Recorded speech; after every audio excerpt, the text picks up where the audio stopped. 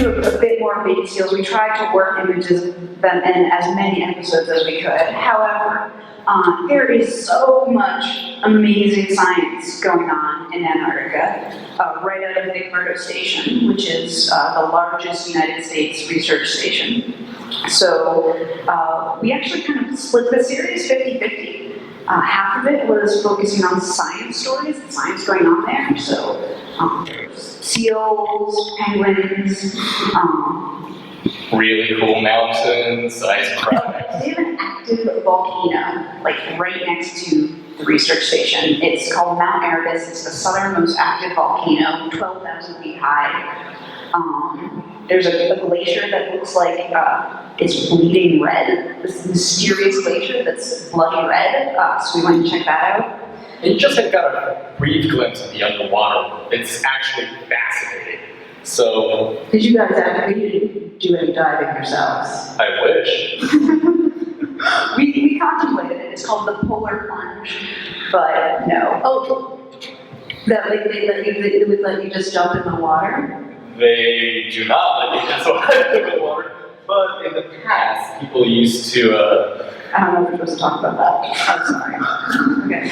But that's only half the episodes. But you do meet with divers who know how to do that. Who are fewer divers than astronauts in Antarctica, or at least in this region of Antarctica. So there's fewer people who have dove beneath the sea ice in Antarctica than have gone up into space. That's right. Yep. That's pretty amazing. And it feels like another planet. Just crazy creatures. Massive jellyfish. Like this bizarre, like transparent fish. Oh yeah, with no red blood cells. And then there's like sea slugs. There's crazy stuff. But that's only half of our episodes, because a big part of this series was about showing what it's like to both live and work in Antarctica. And so the other half was really showing what it was like to live there. Yeah, really, when we got there, we kind of realized that we just talked about what people were researching, that it wouldn't be the whole story. It doesn't show the whole experience. Yeah, you get down there and you realize the bizarre and super charismatic and really funny people that live there, that choose to go to one of the coldest places on Earth and stay there. And In contrast to polar extremes with Kirk, where there's this just incredibly important climate story to tell, that there's not enough time in that episode to really get into what it takes to do all of that. And so that's a lot of what this series does. So we have an episode about the journey, how we get there, and then the absolute mind warp that you go through once you get there. Just because it's so disorienting. It's like another planet. Everything about your world is turned upside down.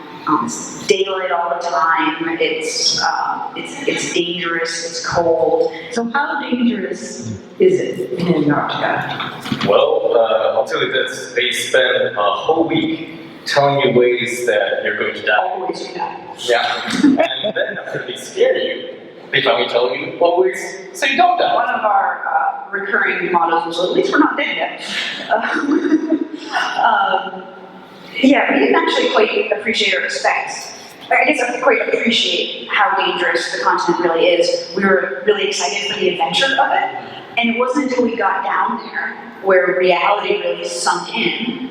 Because, I mean, the National Science Foundation does this fabulous job of training, a lot of scientists are going there for the first time too, of training all the people who come down how to survive in the environment. And they spend a week, and basically it's like the first half, it's scaring you to half to death about all the ways you can die. There's exposure, you can get lost, altitude sickness, Falling in a crack. Falling in a crack. falling in a crack. And it's not just as simple as just seeing a crack and falling down. There's also my personal favorite, or way to die, I guess, is if there's a crack that's kind of like a rectangle, right? And you're driving a snowmobile or something on that. It acts like a seesaw, and it just tilts, and then the sea ice just falls over you, so you're just trapped underneath. So, Which is terrifying. and when we got there, they started telling things like, we kind of felt like, sure, hop on snowmobiles and off we go.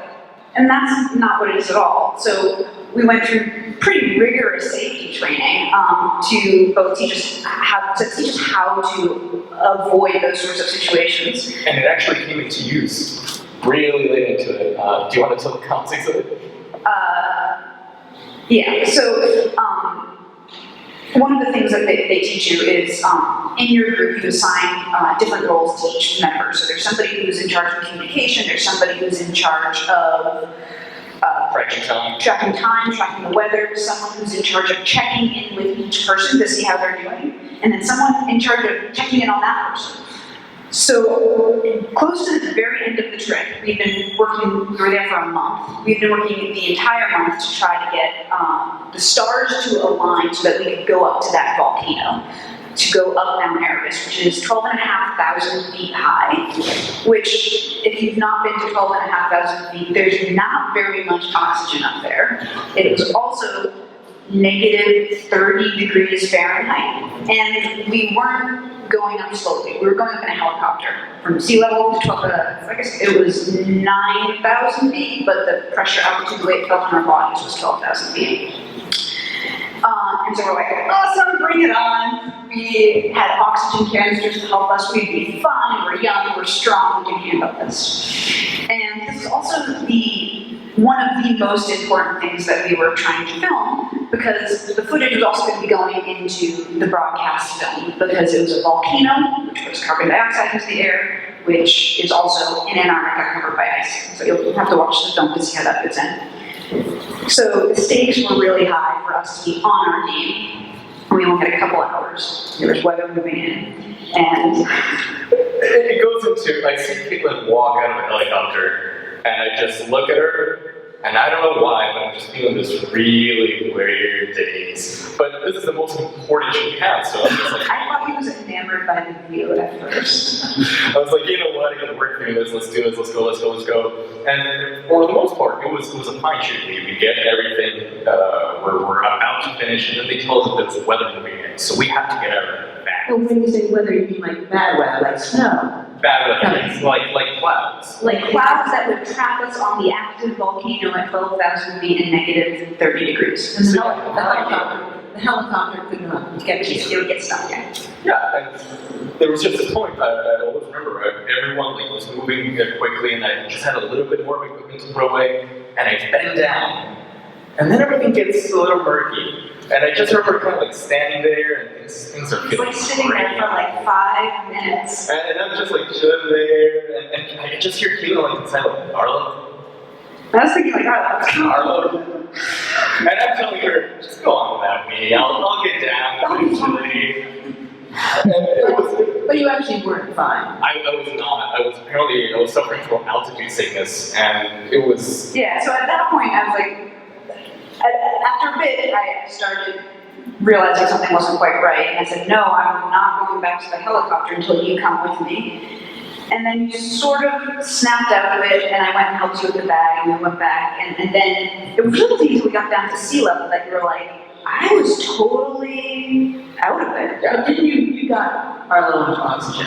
Yes. We got our oxygen. Okay. I mean, But I think it was really, it was a close encounter, and so I don't think we were ever in super deep danger, but those sorts of close encounters happened also with the cold, where we didn't get in such deep danger that we were actually, about to die, but it just got these reminders of how really, truly extreme this continent is. And again, just to remind people, the point of all this is to show, what scientists have to go through. So scientists like Nate and hundreds and hundreds of other scientists who go to Antarctica every summer, in the Antarctic summer, where it's still incredibly cold and incredibly difficult conditions to do all this incredible science and bring it back to us.